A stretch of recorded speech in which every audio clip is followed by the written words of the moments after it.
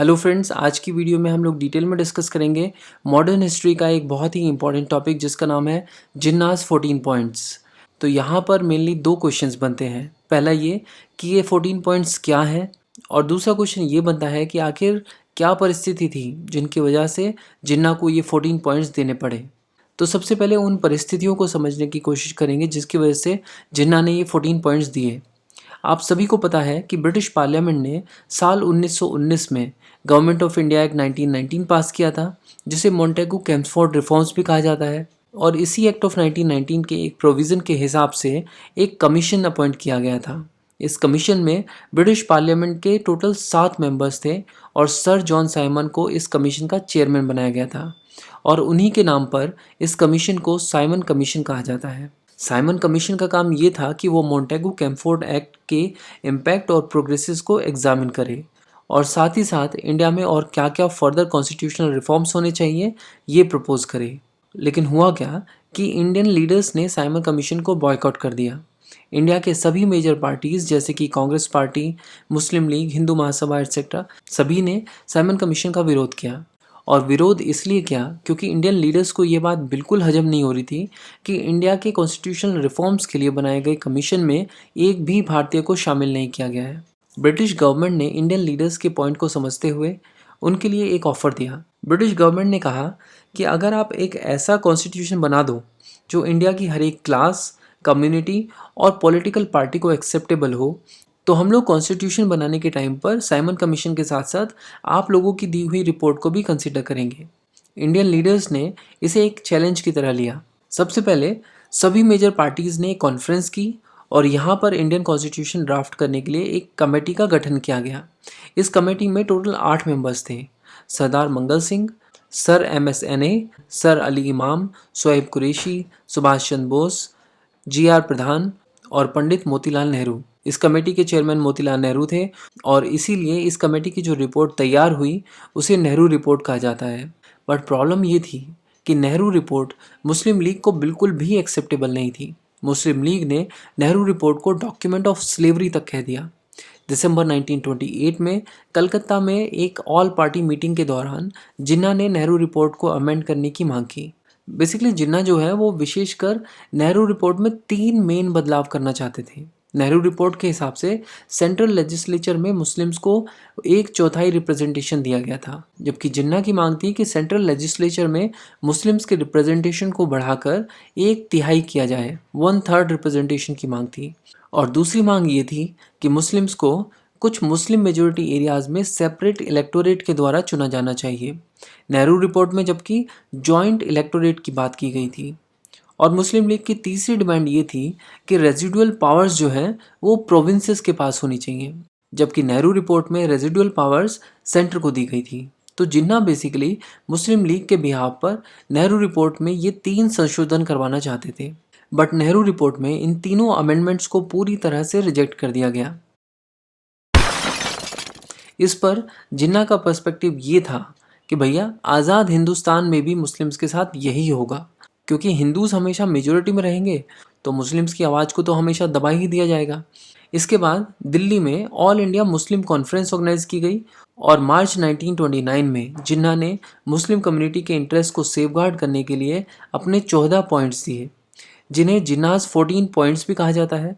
और ये 14 points basically जिन्ना और मुस्लिम लीग ने राउंड टेबल कॉन्फ्रेंस के दौरान ब्रिटिश गवर्नमेंट के सामने रखे, और इनमें से काफ़ी सारी डिमांड्स को ब्रिटिश गवर्नमेंट ने एक्सेप्ट भी कर लिया और गवर्नमेंट ऑफ इंडिया एक्ट 1935 के थ्रू इम्प्लीमेंट भी कराया। तो अब हमें ये तो समझ में आ गया कि वो क्या परिस्थितियाँ थी जिसकी वजह से जिन्ना ने ये 14 पॉइंट्स दिए। लेकिन अब हमें देखना है कि वो 14 पॉइंट्स एक्चुअली में थे क्या। बट इन पॉइंट्स को अच्छे से समझने और याद रखने के लिए हमने इन पॉइंट्स को 4 मेन पार्ट्स में डिवाइड किया है। पहले पार्ट में हम इन 4 पॉइंट्स को देखेंगे, और इन चारों के चारों पॉइंट्स में हमें ये देखने को मिलेगा कि जिन्ना जो है सेंटर की अपेक्षा प्रोविंसेस को ज़्यादा से ज़्यादा पावर देना चाहते हैं। ऐसा वो इसलिए कर रहे थे क्योंकि उन्हें पता था कि मुस्लिम्स क्योंकि माइनॉरिटी में है तो मुस्लिम लीग तो कभी सेंटर में अपनी गवर्नमेंट बना नहीं पाएगी। तो ऐसे में मुस्लिम लीग और जिन्ना की कोशिश ये थी कि ज़्यादा से ज़्यादा पावर्स प्रोविंसेस के पास रहे।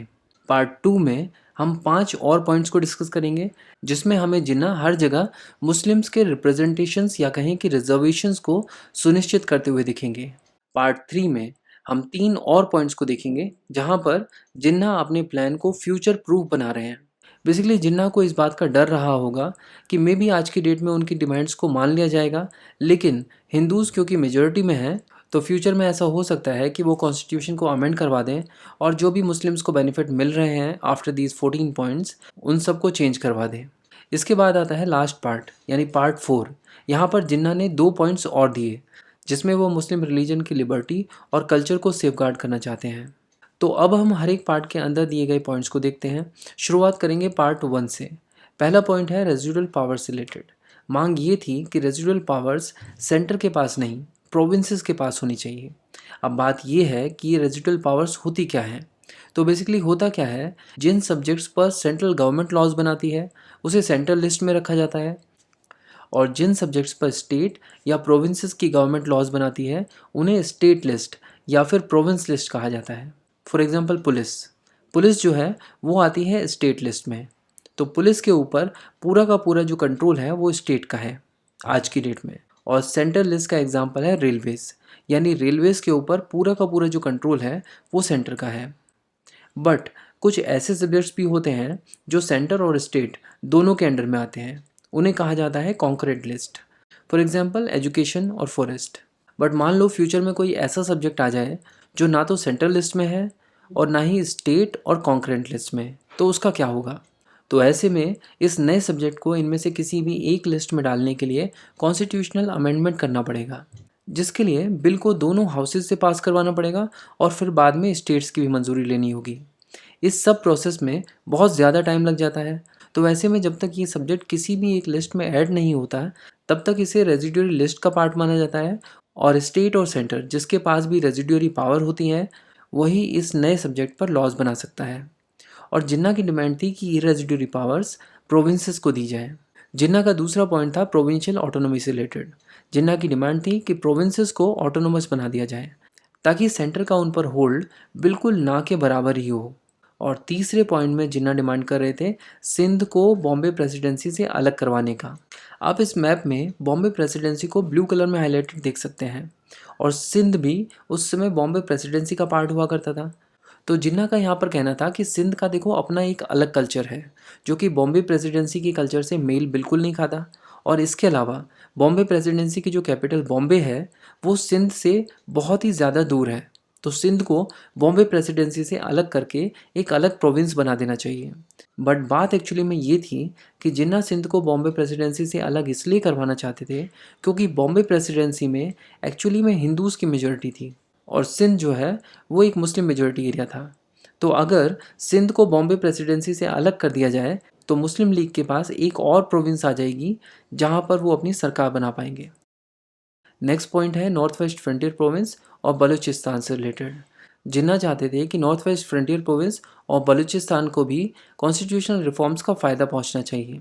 अब यहाँ पर 2 क्वेश्चन बनते हैं। पहला ये कि नॉर्थ वेस्ट फ्रंटियर प्रोविंस और बलूचिस्तान को कॉन्स्टिट्यूशनल रिफॉर्म्स का फ़ायदा मिलता था या नहीं, और नहीं तो क्यों नहीं।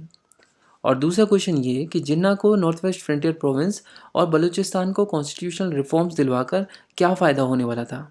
बात यह है कि ब्रिटिश इंडिया में नॉर्थ वेस्ट फ्रंटियर प्रोविंस और बलूचिस्तान में बाकी इंडियन प्रोविंसेस की तरह कोई भी रिफॉर्म्स इम्प्लीमेंट नहीं किए जाते थे। In fact government of India act 1909 और 1919 को भी इनसे दूर रखा गया। चलिए इसका रीज़न देखते हैं, लेकिन उससे पहले देखते हैं कि north west frontier province map में एक्चुअली है कहाँ। तो ये जो रेड कलर में आप देख सकते हैं ये है north west frontier province. North west frontier province को एक्चुअली में 1902 में ही ब्रिटिश गवर्नमेंट ने as a new province inaugurate किया था और इसे चीफ कमिश्नर के एडमिनिस्ट्रेशन में रखा गया था। यहाँ के नेटिव्स जो कि पश्तून थे वो ब्रिटिश गवर्नमेंट को बहुत ही भारी रेजिस्टेंस दे रहे थे, जिसके कारण यहाँ पर ब्रिटिश गवर्नमेंट स्टेबल नहीं हो पा रही थी। और ब्रिटिश गवर्नमेंट की पूरी कोशिश थी कि यहाँ पर हर प्रकार की पॉलिटिकल एक्टिविटीज़ को सप्रेस किया जाए। तो इसीलिए यहाँ पर किसी भी प्रकार के पॉलिटिकल या कॉन्स्टिट्यूशनल रिफॉर्म्स लागू करने का तो सवाल ही पैदा नहीं होता। इसके बाद अगर बात करें बलूचिस्तान की, तो बलूचिस्तान और ब्रिटेन के बीच कुछ स्पेशल ट्रीटीज साइन हुई थी जो कि बाकी इंडियन प्रिंसली स्टेट्स और ब्रिटेन के बीच साइन हुई ट्रीटीज से काफ़ी अलग थी। इसीलिए यहाँ के लोगों को भी कॉन्स्टिट्यूशनल रिफॉर्म्स का फ़ायदा नहीं मिल रहा था। तो अब ये बात तो समझ में आ गई कि नॉर्थ वेस्ट फ्रंटियर प्रोविंस और बलूचिस्तान को कॉन्स्टिट्यूशनल रिफॉर्म्स का फ़ायदा नहीं मिल रहा था, बट इसमें जिन्ना का क्या फ़ायदा था? जिन्ना क्यों डिमांड कर रहे थे कि नॉर्थ वेस्ट फ्रंटियर प्रोविंस और बलूचिस्तान को भी बाकी प्रोविंसेस की तरह कॉन्स्टिट्यूशनल रिफॉर्म्स का फ़ायदा मिलना चाहिए? जिन्ना का फ़ायदा इसमें ये था कि नॉर्थ वेस्ट फ्रंटियर प्रोविंस और बलूचिस्तान ये दोनों ही मुस्लिम मेजोरिटी एरियाज थे, तो यहाँ पर मुस्लिम लीग की सरकार बननी तो तय थी। लेकिन ये तो तभी पॉसिबल था जब ब्रिटिश गवर्नमेंट इन दोनों प्रोविंसेस को भी बाकी प्रोविंसेस के बराबर का दर्जा दे। तो इस तरह पार्ट 1 के चारों पॉइंट्स हमने कवर कर लिए। अब स्टार्ट करते हैं सेकंड ग्रुप के साथ। सेकंड ग्रुप में हम 5 और पॉइंट्स को डिस्कस करेंगे, जिसमें हमें जिन्ना हर जगह मुस्लिम्स के रिप्रेजेंटेशन या कहें कि रिजर्वेशन को सुनिश्चित करते हुए दिखेंगे। इस ग्रुप के पहले पॉइंट में मांग की गई है सेंट्रल लेजिस्लेचर में मुस्लिम्स के लिए 1/3 रिप्रेजेंटेशन की। ये पॉइंट जिन्ना ने इनिशियली नेहरू कमेटी के सामने भी रखा था, बट इसे रिजेक्ट कर दिया गया था। तो फर्स्ट पॉइंट में तो जिन्ना ने सेंट्रल लेजिस्लेचर में मुस्लिम्स के लिए 1/3 रिप्रेजेंटेशन की मांग की, और सेकंड पॉइंट में ये चाहते थे कि प्रोविंशियल लेजिस्लेचर और बाकी सभी इलेक्टेड बॉडीज़ में मुस्लिम्स को उनके पॉपुलेशन के प्रोपोर्शन में रिप्रेजेंटेशन मिलना चाहिए। अगर मुस्लिम मेजोरिटी में है तो भी, कहने का मतलब अगर एक प्रोविंस में मुस्लिम्स की पॉपुलेशन 80% है तो वहाँ के लेजिस्लेचर में मुस्लिम्स का रिप्रेजेंटेशन 80% ही होना चाहिए। इसके अलावा जिन्ना ने सेपरेट इलेक्टोरेट की भी मांग की, यानी ये चाहते थे कि मुस्लिम्स कैंडिडेट को उस चुनावी क्षेत्र की सिर्फ मुस्लिम पॉपुलेशन ही चुने, और साथ ही साथ गवर्नमेंट सर्विसेज और सेल्फ गवर्निंग बॉडीज़ में भी मुस्लिम्स को उनकी पॉपुलेशन के प्रोपोर्शन में ही रिजर्वेशन मिलना चाहिए, ये भी डिमांड थी। और इसी ग्रुप के फिफ्थ पॉइंट में जिन्ना ने डिमांड की थी कि सेंटर या प्रोविंस लेवल पर जो कैबिनेट मिनिस्ट्री फॉर्म हो उसमें एटलीस्ट 33% मुस्लिम कैंडिडेट्स होने चाहिए। तो इसी के साथ यहाँ पर सेकंड ग्रुप के सारे पॉइंट कवर हो गए हैं। अब देखते हैं ग्रुप 3 को, जहाँ पर जिन्ना अपने प्लान को फ्यूचर प्रूफ बना रहे हैं। बेसिकली जिन्ना को इस बात का डर रहा होगा कि मे बी आज की डेट में उनकी डिमांड्स को मान लिया जाए, लेकिन हिंदूज क्योंकि मेजोरिटी में है तो फ्यूचर में ऐसा हो सकता है कि वो कॉन्स्टिट्यूशन को अमेंड कर दें और जिन्ना के इन 14 पॉइंट से जो भी बेनिफिट्स मुस्लिम्स को मिल रहे हैं वो बाद में उनको अमेंड करके हटवा दें। फॉर एग्जांपल मान लीजिए कि एक प्रोविंस में जिसमें कि मुस्लिम मेजोरिटी में है और मुस्लिम्स की पॉपुलेशन टोटल पॉपुलेशन की 70% है, बट इन फ्यूचर अगर इसे एक दूसरी टेरिटरी के साथ मिला दिया जाए जिसकी वजह से इस न्यूली फॉर्म टेरिटरी में मुस्लिम की पॉपुलेशन 70% से घटकर अब सिर्फ 40% ही रह गई, तो ऐसे में एक अच्छा खासा मुस्लिम मेजोरिटी एरिया मुस्लिम माइनॉरिटी एरिया में तब्दील हो जाएगा और इससे मुस्लिम्स को पॉलिटिकली काफ़ी नुकसान हो सकता है। इसीलिए जिन्ना ने मांग की थी कि किसी भी तरह की टेरिटोरियल डिस्ट्रीब्यूशन से उस जगह की मुस्लिम मेजोरिटी प्रभावित नहीं होनी चाहिए। इसके अलावा जिन्ना ने अपने नेक्स्ट पॉइंट में ये भी मेंशन कर दिया कि अगर किसी भी लेजिस्लेचर या फिर इलेक्टेड बॉडी में कोई बिल या रेजोल्यूशन ऐसा लाया जाए जो कि एक कम्युनिटी को अफेक्ट करता है, तो ऐसी स्थिति में उस बिल को पास करने के लिए उस पर्टिकुलर कम्युनिटी के 3/4 इलेक्टेड मेंबर्स की मंजूरी ज़रूरी होगी। यानी सीधे और सरल शब्दों में जिन्ना कम्युनल वीटो की मांग कर रहे थे। और इसी के साथ साथ जिन्ना ये भी चाहते थे कि कॉन्स्टिट्यूशन में कोई भी कॉन्स्टिट्यूशनल अमेंडमेंट बिना स्टेट्स या प्रोविंसेस की मंजूरी के ना किए जाएं। तो ये थे वो 3 पॉइंट्स जिनके थ्रू जिन्ना अपने प्लान को फ्यूचर प्रूफ बना रहे थे। अब देखते हैं लास्ट ग्रुप यानी ग्रुप 4 के पॉइंट्स। यहाँ पर जिन्ना ने 2 पॉइंट्स और दिए जिसमें वो मुस्लिम रिलीजन की लिबर्टी और कल्चर को सेफगार्ड करना चाहते थे। यहाँ पर जिन्ना चाहते थे कि सभी कम्युनिटीज़ को अपना धर्म मानने की पूरी आज़ादी होनी चाहिए, और साथ ही साथ कॉन्स्टिट्यूशन ये भी सुनिश्चित करे कि मुस्लिम कल्चर को प्रोटेक्ट किया जाएगा और मुस्लिम लैंग्वेज उर्दू, उनका शरिया कानून एट्सेट्रा को भी प्रमोट किया जाएगा। तो इसी के साथ हमने जिन्ना के इन सभी 14 पॉइंट्स को कवर कर लिया है। हेलो फ्रेंड्स, आज की वीडियो में हम लोग डिटेल में डिस्कस करेंगे राउंड टेबल कॉन्फ्रेंसेस जो हुई थी 1930 से 1932 के बीच। ये राउंड टेबल कॉन्फ्रेंसेस क्यों हुई थी, ये समझने के लिए हमें सीक्वेंस ऑफ इवेंट को समझना पड़ेगा। 1917 में ब्रिटेन के secretary of state Edwin Montagu ने ब्रिटिश पार्लियामेंट में एक स्पीच दी थी जिसे ऑगस्ट डिक्लेरेशन भी कहा जाता है। इस डिक्लेरेशन में इन्होंने ब्रिटिश गवर्नमेंट के बिहाफ पर ये क्लियर किया था कि ब्रिटिश गवर्नमेंट इंडिया में एक रेस्पॉन्सिबल गवर्नमेंट एस्टेब्लिश करना चाहती है। हालांकि ऐसा वो कब तक करेंगे इसकी कोई डेडलाइन नहीं दी थी, इसी पॉलिसी को कंटिन्यू करने के लिए मोंटेगो कैम्पफोर्ड रिफॉर्म लाए गए थे, जिसका ऑफिशियल नाम है गवर्नमेंट ऑफ इंडिया एक्ट 1919। इस एक्ट में काफ़ी सारे कॉन्स्टिट्यूशनल रिफॉर्म्स किए गए थे ताकि ब्रिटिश एडमिनिस्ट्रेशन में इंडियंस का पार्टिसिपेशन बढ़ाया जा सके। इसके अलावा गवर्नमेंट ऑफ इंडिया एक्ट 1919 में एक प्रोविज़न ये भी था कि इस एक्ट के 10 साल के बाद यानी 1929 तक एक कमीशन बनाया जाएगा जो ये रिव्यू करेगा कि मोंटेगो कैम्पफोर्ड एक्ट का क्या इम्पैक्ट हुआ और साथ ही साथ नए कॉन्स्टिट्यूशनल रिफॉर्म्स को भी रिकमेंड करेगा। तो ये जो कमीशन था ये 1927 में ही बना दिया गया और इस कमीशन के चेयरमैन थे सर जॉन साइमन। इसीलिए इस कमीशन को साइमन कमीशन भी कहा जाता है। मई 1930 में साइमन कमीशन ने अपनी रिपोर्ट पब्लिश कर दी।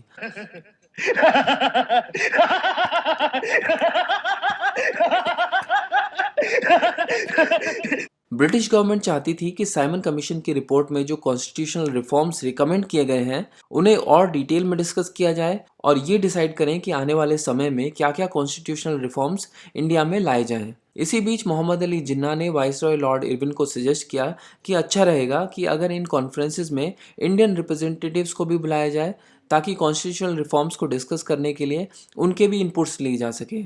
ब्रिटिश गवर्नमेंट ने मोहम्मद अली जिन्ना की बात को एक्सेप्ट कर लिया और इसके बाद इन डिस्कशंस के लिए ब्रिटिश गवर्नमेंट ने 1930 से 1932 के बीच लंदन में 3 राउंड टेबल कॉन्फ्रेंसेस की। अब डिस्कस करते हैं फर्स्ट राउंड टेबल कॉन्फ्रेंस की details. First Round Table Conference को ऑफिशियली इनॉग्रेट किया था ब्रिटिश किंग जॉर्ज फिफ्थ ने और इन राउंड टेबल कॉन्फ्रेंस के चेयरमैन थे British prime minister Ramsay McDonald. First Round Table conference चली नवंबर 1930 से जनवरी 1931 तक। अब देखते हैं कि फर्स्ट राउंड टेबल कॉन्फ्रेंस में किस किस ने पार्टिसिपेट किया था। तो 16 डेलीगेट्स थे ब्रिटेन की डिफरेंट पॉलिटिकल पार्टीज से और 16 ही डेलीगेट्स थे इंडियन प्रिंसली स्टेट्स से। इसके अलावा 58 डेलीगेट्स रिप्रेजेंट कर रहे थे इंडिया के डिफरेंट पॉलिटिकल पार्टीज को। मुस्लिम लीग से मेन लीडर्स यहाँ पर पहुंचे थे मोहम्मद अली जिन्ना, आगा खान, मोहम्मद अली, और ये मोहम्मद अली अपने खिलाफत मूवमेंट वाले मोहम्मद अली हैं। याद है ना, वो मोहम्मद अली और उनके भाई शौकत अली। इसके अलावा हिंदू महासभा के लीडर्स भी फर्स्ट राउंड टेबल कॉन्फ्रेंस में मौजूद थे। इंडियन लिबरल पार्टी को रिप्रेजेंट कर रहे थे तेज बहादुर सप्रू और सिख कम्युनिटी के लीडर्स भी थे जैसे सरदार उज्जवल सिंह, और अनटचेबल्स को रिप्रेजेंट कर रहे थे BR अम्बेडकर। अब आप सोच रहे होंगे कि इंडियन नेशनल कांग्रेस का नाम क्यों नहीं आया अभी तक। Basically untouchables, Sikhs, Indian Liberal Party, Hindu Mahasabha और मुस्लिम लीग के रिप्रेजेंटेटिव्स ने फर्स्ट राउंड टेबल कॉन्फ्रेंस को अटेंड किया था, जबकि कांग्रेस ने फर्स्ट राउंड टेबल कॉन्फ्रेंस को बॉयकॉट कर दिया था। और हम ये भी डिस्कस करने वाले हैं कि कांग्रेस ने फर्स्ट राउंड टेबल कॉन्फ्रेंस को क्यों नहीं अटेंड किया था। इंडियन नेशनल कांग्रेस ने फर्स्ट राउंड टेबल कॉन्फ्रेंस को बॉयकॉट कर दिया था क्योंकि उनकी नेहरू रिपोर्ट को इम्प्लीमेंट करने की डिमांड को माना नहीं गया था, जिसके रेस्पॉन्स में कांग्रेस ने सिविल डिसोबीडियंस मूवमेंट को लॉन्च कर दिया था। और जाहिर सी बात है, जब वो सारी अंग्रेजी लॉज और इंस्टीट्यूशंस को बॉयकॉट कर रही थी तो अंग्रेज़ों के साथ बैठकर इंडियन कॉन्स्टिट्यूशनल रिफॉर्म्स पर चर्चा कैसे कर सकती है। अब बात करते हैं उन इम्पॉर्टेंट टॉपिक्स की जो इस फर्स्ट राउंड टेबल कॉन्फ्रेंस में डिस्कस किए गए। यहाँ पर सभी पार्टीज़ ने ये एग्री किया था कि इन कॉन्स्टिट्यूशनल डेवलपमेंट्स का अल्टीमेट गोल डोमिनियन स्टेटस ही होगा। शर्त मंजूर है? बोलो। शर्त मंजूर है। तो इसमें किसी को कोई भी आपत्ति नहीं थी। साथ ही इस बात पर भी सभी लोगों ने एग्री किया कि डोमिनियन स्टेटस के साथ साथ ब्रिटिश गवर्नमेंट फाइनेंस और डिफेंस को छोड़कर बाकी सभी डिपार्टमेंट्स इंडिया को दे देगी। ये बात भी सबको मंजूर थी। इसके अलावा इंडियन लिबरल पार्टी के तेज बहादुर सप्रू ने अपने ऑल इंडिया फेडरेशन का आइडिया प्रेजेंट किया। ऑल इंडिया फेडरेशन का आइडिया ये था कि इंडिया के अंदर सभी राज्य, रजवाड़े, स्टेट, प्रोविंसेस सभी अपने अपने आप में एक सेल्फ गवर्निंग बॉडी होंगे और ये सभी सेल्फ गवर्निंग बॉडीज एक साथ यूनाइटेड होकर रहेंगे और इसी यूनाइटेड बॉडी को ऑल इंडिया फेडरेशन कहेंगे। यहाँ पर एक सेंट्रल गवर्नमेंट होगी। सभी को ये आइडिया अच्छा लगा और सभी ने इसको एक्सेप्ट कर लिया, पर प्रिंसली स्टेट्स की ये कंडीशन थी कि उनकी सोवेरेनिटी पर कोई भी आंच नहीं आनी चाहिए। इसके अलावा जब अंबेडकर जी ने अनटचेबल्स के लिए सेपरेट इलेक्टोरेट की मांग की तो इस पर डिसीजन नहीं हो पाया। फर्स्ट राउंड टेबल कॉन्फ्रेंस वैसे तो बढ़िया चल रही थी, पर समस्या एक ही थी। ब्रिटिश गवर्नमेंट को यहाँ पर एक बात खटक रही थी कि यार मेन पार्टी तो इस कॉन्फ्रेंस में है नहीं, ऐसे में ये सब डिस्कशंस और एग्रीमेंट्स की कोई वैल्यू है कि नहीं। पता चला यहाँ पर इन सब लोगों ने मिलकर बहुत सारे एग्रीमेंट्स कर लिए और बाद में कांग्रेस ने इन्हें मानने से मना कर दिया और उसके बाद फिर कोई मूवमेंट शुरू कर देंगे। जनता तो कांग्रेस के पीछे पहले से ही खड़ी रहती है। इसीलिए इन राउंड टेबल कॉन्फ्रेंस में काफ़ी सारे एग्रीमेंट होने के बावजूद यही माना गया कि ये कॉन्फ्रेंस फेल हो गई। फर्स्ट राउंड टेबल कॉन्फ्रेंस के फेलियर के बाद ब्रिटिश गवर्नमेंट को रियलाइज़ हुआ कि कांग्रेस को इन्वॉल्व किए बिना कॉन्स्टिट्यूशनल रिफॉर्म्स पर किसी भी तरह का कोई भी डिस्कशन सक्सेसफुल नहीं हो सकता है। इसीलिए ब्रिटिश गवर्नमेंट ने गांधी जी के साथ गांधी इरविन पैक्ट साइन किया।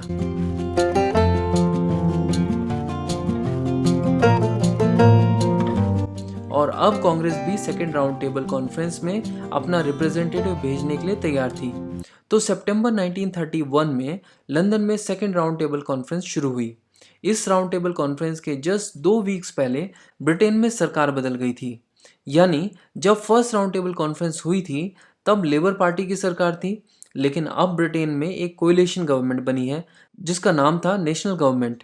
हालांकि इस कोएलिशन गवर्नमेंट में भी प्राइम मिनिस्टर जो थे वो राम से मैकडोनल्ड ही थे, तो प्राइम मिनिस्टर नहीं बदले थे और इसीलिए सेकेंड राउंड टेबल कॉन्फ्रेंस के चेयरमैन भी राम से मैकडोनल्ड ही थे।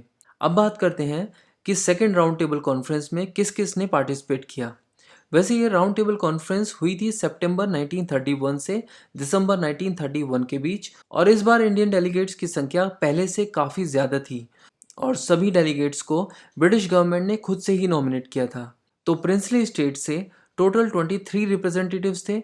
इसके अलावा 80 से ज़्यादा डेलीगेट्स रिप्रेजेंट कर रहे थे इंडिया के डिफरेंट पॉलिटिकल पार्टीज़, कम्युनिटीज़ और डिफरेंट सेक्शंस ऑफ सोसाइटीज़ को, जैसे मुस्लिम लीग से टोटल 17 लीडर्स थे, जिसमें जिन्ना आगा खान के साथ साथ इस बार मोहम्मद इकबाल भी शामिल हुए। इसके बाद हिंदू महासभा से 3 लीडर्स थे। इंडियन लिबरल पार्टी से 5 लीडर थे इंक्लूडिंग तेज बहादुर सप्रू। सिख कम्युनिटी को भी रिप्रेजेंट करने के लिए 2 लीडर्स आए थे। अनटचेबल्स को एक बार फिर से BR अम्बेडकर रिप्रेजेंट कर रहे थे और विमेन रिप्रेजेंटेटिव्स में सरोजनी नायडू थी। 4 लीडर्स आए थे जस्टिस पार्टी से। इंडियन क्रिश्चियंस, पारसीज और एंग्लो इंडियंस से भी अराउंड 6 से 7 लीडर्स थे। 3 बड़े इंडस्ट्रियलिस्ट थे जिनमें GD बिरला शामिल थे। साथ ही साथ 4 लेबर लीडर्स थे यूनाइटेड प्रोविंस, उड़ीसा और बिहार से। और सबसे इम्पोर्टेंट, इंडियन नेशनल कांग्रेस से सिर्फ महात्मा गांधी आए थे, यानी सिर्फ एक रिप्रेजेंटेटिव था इंडियन नेशनल कांग्रेस से। तो ये थी कुछ इंपॉर्टेंट पार्टीज और लीडर्स की लिस्ट जिन्होंने सेकेंड राउंड टेबल कॉन्फ्रेंस को अटेंड किया था। अब बात करते हैं उन इम्पॉर्टेंट टॉपिक्स की जो सेकेंड राउंड टेबल कॉन्फ्रेंस में डिस्कस किए गए। सेकेंड राउंड टेबल कॉन्फ्रेंस का मेन टॉपिक बन गया था separate electorate. Muslims, depress classes, Christians, Anglo Indians सभी के सभी सेपरेट इलेक्टोरेट की मांग कर रहे थे। इसके अलावा गांधी जी और अंबेडकर की यहाँ पर ऑलमोस्ट टकराव हो गई।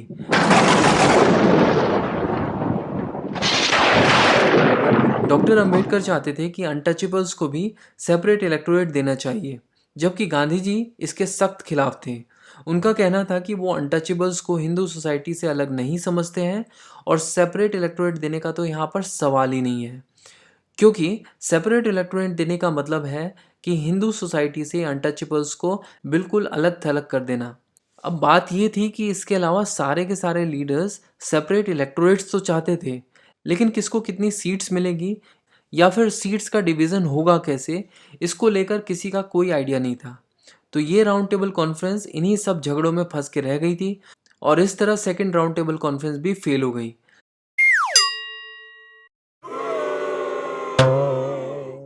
तो basically third round Table conference शुरू हुई थी 17 नवंबर 1932 को और एंड हुई 24 दिसंबर 1932 को। उस समय ब्रिटेन के प्राइम मिनिस्टर थे राम से McDonald, secretary of state for India थे सर सैमुअल होर और वाइसरॉय ऑफ इंडिया थे Lord Willingdon. Third round Table Conference को केवल 46 डेलीगेट्स ने अटेंड किया।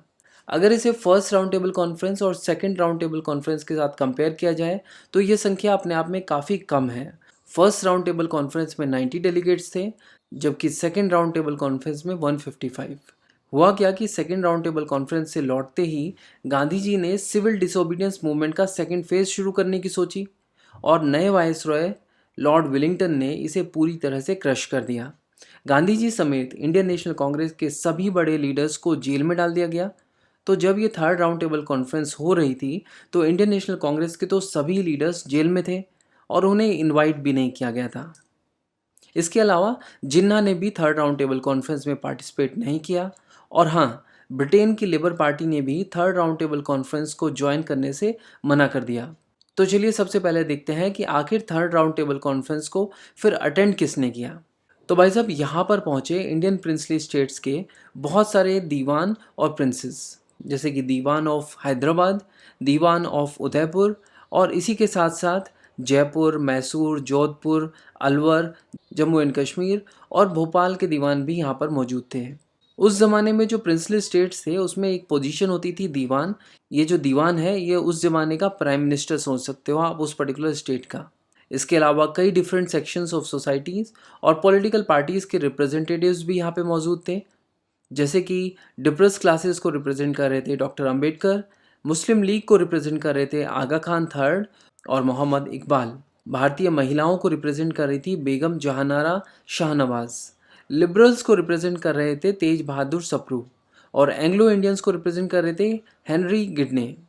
अब देखते हैं थर्ड राउंड टेबल कॉन्फ्रेंस की कुछ और इम्पोर्टेंट डिटेल्स। हुआ क्या कि सेकेंड राउंड टेबल कॉन्फ्रेंस खत्म होते ही ब्रिटिश गवर्नमेंट ने कुछ फैक्ट फाइंडिंग कमिटीज़ इंडिया में भेज दी थी। इनमें से जो 3 सबसे इम्पोर्टेंट कमिटीज़ थी उनके नाम थे लोथियन कमेटी, पर्सी कमेटी और Davidson committee. Basically Indian franchise committee को ही लोथियन कमेटी कहा जाता है और यही वो कमेटी है जिसने कम्युनल अवार्ड की रिकमेंडेशन दी थी, जिसके बेस पर मैकडोनल्ड कम्युनल अवार्ड दिया गया था। इसके अलावा ये जो बाकी की 2 कमेटीज़ हैं, पर्सी कमेटी और डेविडसन कमेटी, ये दोनों की दोनों committee basically finance related committees थी। तो थर्ड राउंड टेबल कॉन्फ्रेंस के दौरान सभी मेंबर्स ने इन तीनों कमेटीज़ की रिकमेंडेशन को डिटेल में डिस्कस किया। इसके अलावा थर्ड राउंड टेबल कॉन्फ्रेंस में इंडिया के फेडरल लेजिस्लेचर के स्ट्रक्चर पर भी डिस्कशंस हुए।